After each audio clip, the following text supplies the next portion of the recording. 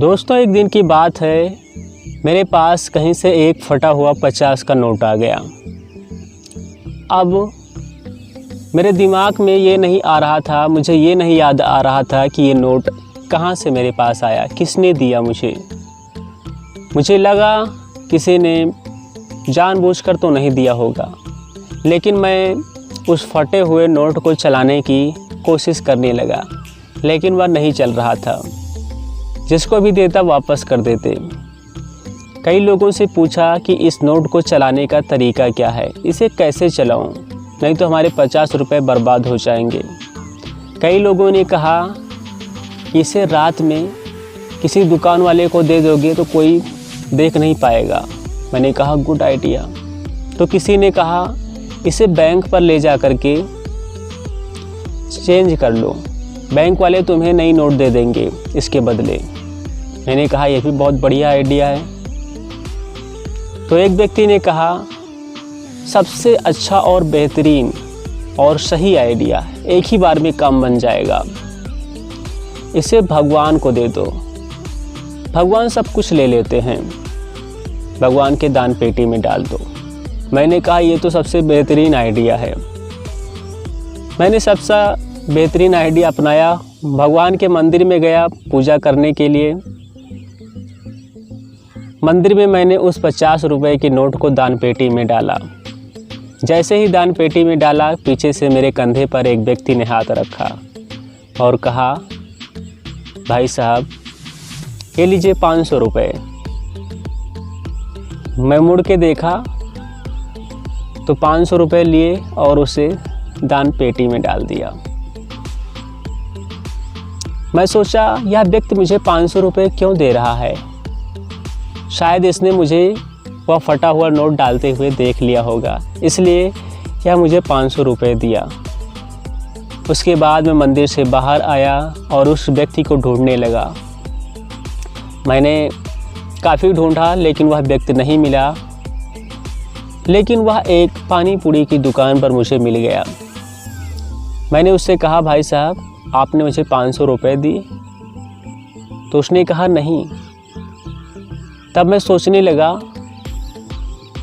कि तो 500 रुपये मुझे किसने दिए, मैंने तो इसी व्यक्ति को देखा था, कहीं भगवान ने तो आकर के नहीं दिए वो 500 रुपये। तभी उस व्यक्ति ने कहा वो 500 रुपये आपके ही थे, आपके पॉकेट से गिर गए थे, इसलिए मैंने उठा करके अपना फ़र्ज अदा किया, आपको दिया। उस वक्त मुझे सबक मिल चुका था।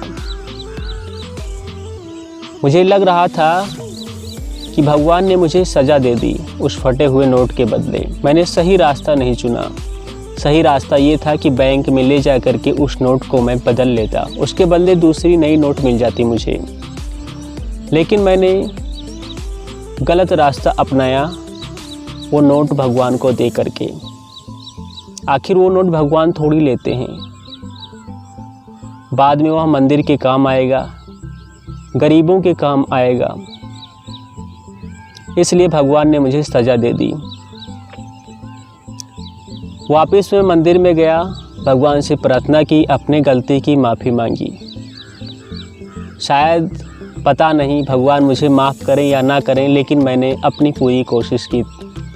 उसके बाद मैं अपने काम पे चला गया।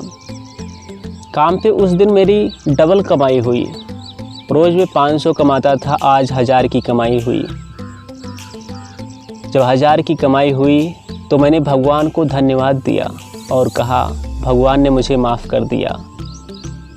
500 के बदले मैंने 1000 कमाया और उसके बाद मैंने जीवन में ऐसी गलती कभी नहीं की।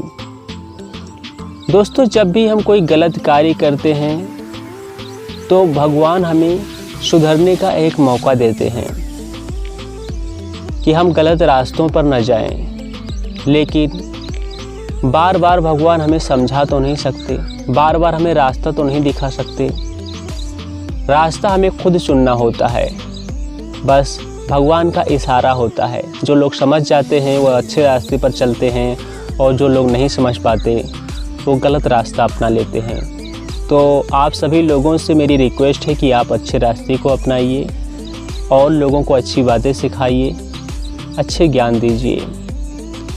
और ये कहानी छोटी सी कैसी लगी कमेंट बॉक्स में बताएं। इस कहानी को लाइक करें और शेयर करें, हमारे प्रयास का हिस्सा बनें।